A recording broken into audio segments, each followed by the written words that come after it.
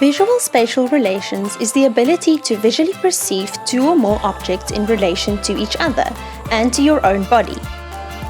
The development of this skill enables children to successfully participate in a range of activities at home, at school, and on the playground. As infants start moving around and exploring their environments, they learn how to successfully position their body in relation to other objects in order to interact with their environment successfully. This leads to the development of spatial relations on a body level.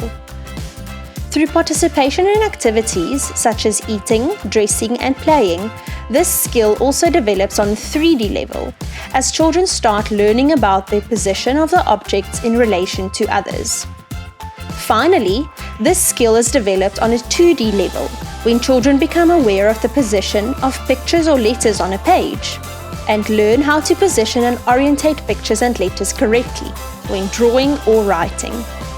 A child who struggles to accurately perceive and plan the position of one object in relation to another might have difficulty with using objects and toys efficiently, organizing their play area, room, or desk, playing with construction toys or following instructions to assemble toys, working consistently from left to right and top to bottom on a page, writing letters and numbers with the correct orientation, and spacing letters and words on a page. The following activities can be used at home to help develop spatial relation skills.